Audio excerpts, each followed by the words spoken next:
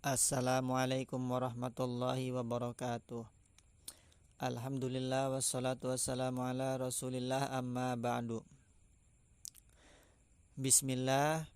Pada malam ini kita mulai kajian kitab Nahwu yang selanjutnya, yaitu kitab Jurumiyah.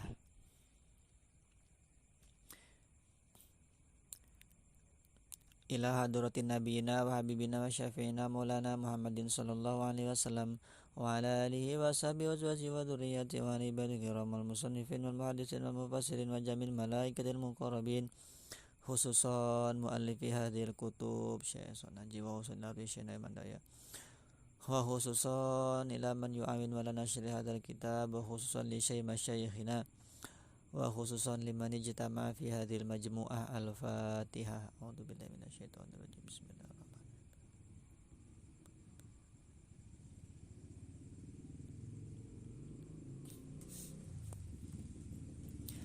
Bismillahirrahmanirrahim. Qala al-muallifu rahimahullah ta'ala wa nafa'na bi wa bi ulumi fid darain. Amin ya Allah ya rabbal alamin. Bismillahirrahmanirrahim. Ngawiti sun kelawan nyebut asmane Allah kang murahin dalam dunia tur kang asing dalam akhirat. Al-kalamu huwa lafdul murakkabul mufidu bil wadi. Al-kalamu ta kalamu wa iya kalam al-lafdu iku lapad. Al-murakkabu kang den susun-susun, al-mufidu kang maidah akan memberikan faidah, bil wadi kelawan peletakan, kelawan dedokonan wado Arab.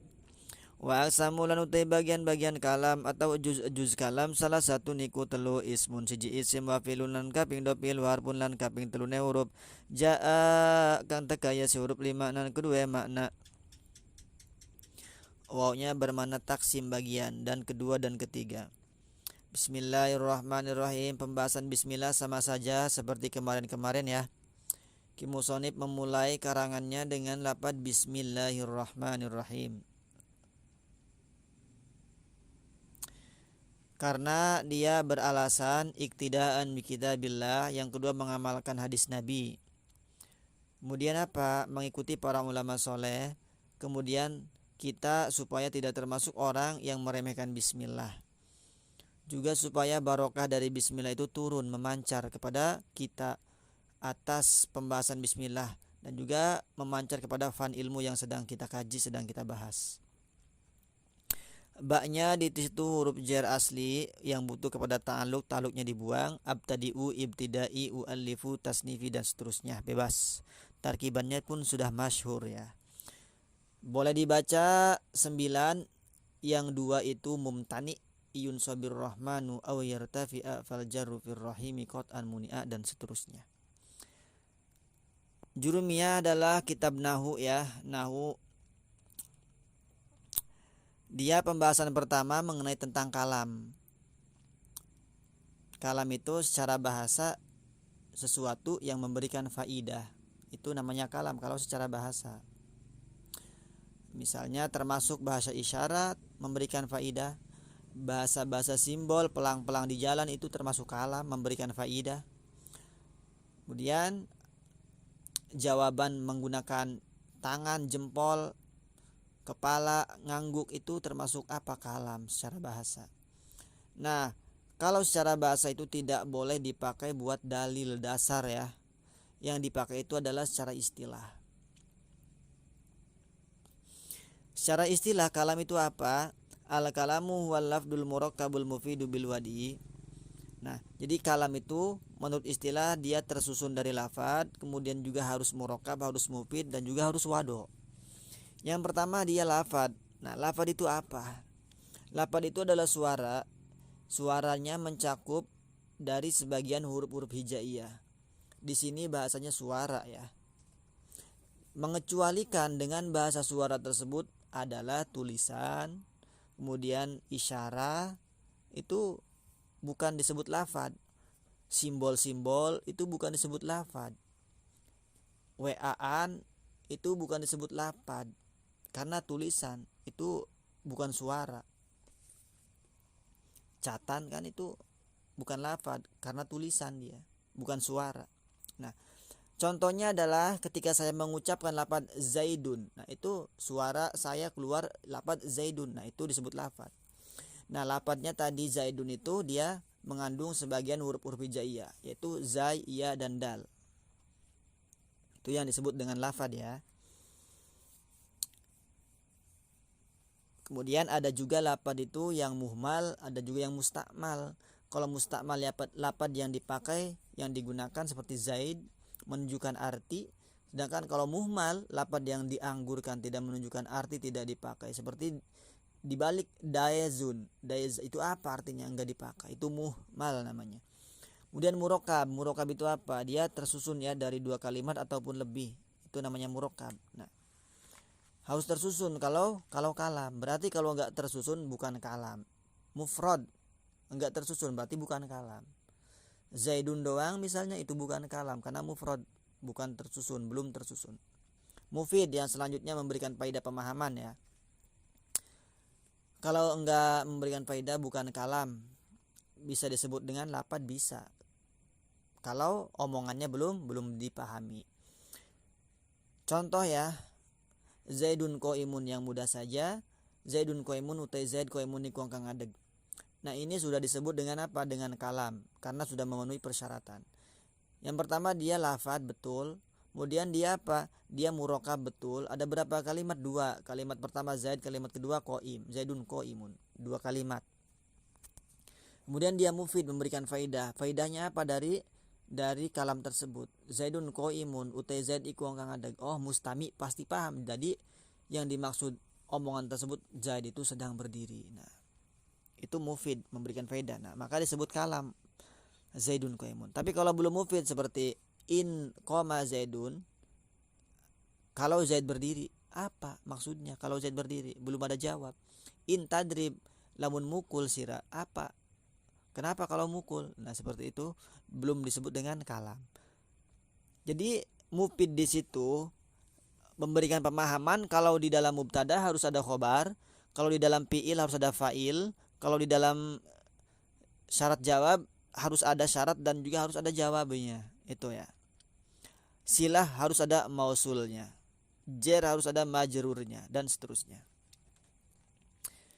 Kemudian wado itu peletakannya secara bahasa Arab ya, atau lafadz tersebut menunjukkan terhadap suatu makna. Seperti lafadz Zaidun tadi itu, dia lafadz yang menunjukkan terhadap suatu makna. Mana yang ditunjuk dari kata-kata Zaidun tersebut, yaitu adalah zat yang diberi nama Zaid, itu wado. Nah, ketika wado maka selain bahasa Arab seperti kalam Turki, Barbar, Jawa, Indo, nah itu belum disebut kalam secara istilah menurut kitab Jurumiyah. Kemudian bagian-bagian kalam atau juz-juznya itu tersusun dari 3 ya, bagian kalam. Juznya yang pertama ada isim, yang kedua fiil, dan yang ketiga adalah huruf. Tapi huruf di sini huruf yang mempunyai makna ya, ja'ali makna, huruf yang mempunyai makna seperti min ada maknanya saking, pi ada maknanya ing dalam. Tapi huruf-huruf yang enggak ada maknanya disebutnya mabni, seperti huruf-huruf hijaiyah itu tidak dibahas ya. Seperti za itu apa artinya enggak, itu huruf hijaiyah, huruf yang enggak ada maknanya di dalam kitab ini. Nah, yang dibahas di sini adalah huruf-huruf yang mempunyai makna seperti huruf jer ada maknanya, huruf an ada maknanya, huruf lam ada maknanya, dan seterusnya. Nah, dari sekian banyaknya kalam itu ya pasti dia bagiannya 3 doang, isim, fiil, huruf. Kalau misalnya saya mengucapkan Zaidun qaimun, itu kalam, betul. Nah, kalau misalnya dipisah-pisah pasti enggak terlepas dari 3 bagian ini. Kalau enggak isim pasti fiil, kalau enggak fiil pasti huruf. Nah, isim ya, yang pertama adalah isim. Isim itu adalah suatu kalimat yang menunjukkan terhadap suatu makna tapi tidak dibarengi dengan zaman madi, hal, atau istiqbal. Contohnya ya yang mudah saja Zaidun. Nah, itu isim, kalimat isim dia, si Zaid. Menunjukkan terhadap suatu makna. Mana makna yang dimaksud dari lafadz Zaidun tersebut, yaitu adalah seseorang yang dinamai Zaid. Misalnya saya mengatakan ini adalah kitab Jurumiyah. ini adalah kitab jurumiyah. Yang saya tunjukkan itu adalah kitab jurumiyah. Nah, kitab bahasa Arabnya apa? Kitabun. Nah, kitabun artinya kitab. Kitab itu isim. Mana yang ditunjukkan dari makna kitabun? Yang saya pegang ini. Itu menunjukkan terhadap suatu makna. Ini makna yang dimaksud dari kitabun tersebut. Kitab bentuknya seperti ini, kotak. Kitabnya kitab jurumiyah. Nah, itu ya. Kemudian dia tidak pantas diberi zaman, diberi waktu. Contohnya tadi kitabun, telah kitab, akan kitab, sedang kitab, enggak pantas karena isim. Nah, isim juga banyak bagian-bagiannya ya. Ada isim zahir, ada isim domir nanti, ada isim mubham, ada isim ma'rifat nakirah. Banyak. Kemudian yang kedua adalah fiil. Fiil itu secara singkat kata kerja. Isim secara singkat kata benda. Atau dalam ilmu nahu kalimat yang menunjukkan terhadap suatu makna kemudian dia dibarengi oleh zaman, bisa dibarengi oleh zaman, pantas dibarengi dengan zaman, baik madi, hal atau istiqbal. Contoh kata kerja makan, memukul. Nah, itu menunjukkan suatu pekerjaan ya. Ketika memukul maka ada yang gerak. Ketika makan maka ada yang gerak, ada yang kerja. Nah, pantas diberi zaman, misalnya makan, telah makan, akan makan, sedang makan, itu pantas. Kenapa? Karena dia adalah fiil, karena dia adalah kata kerja ya. Sedangkan huruf dia itu selain isim dan juga selain fiil. Dia itu maknanya bisa dipahami apabila dia digandeng dengan kalimat yang lain. Misalnya huruf jar deh ya, min. Min itu artinya dari, saking. Nah, dia nggak bisa memberikan pemahaman kalau sendiri. Min, dari apanya? Kan seperti itu, belum bisa dipahami. Nah, dia bisa dipahami apabila digandeng dengan kata lain. Contoh, minal masjidi. Nah, dari masjid, oh dari masjid. Nah, itu baru bisa dipahami, itu huruf. Atau hubungan ya, kata hubungan dia tuh. Wallahu a'lam bishawab.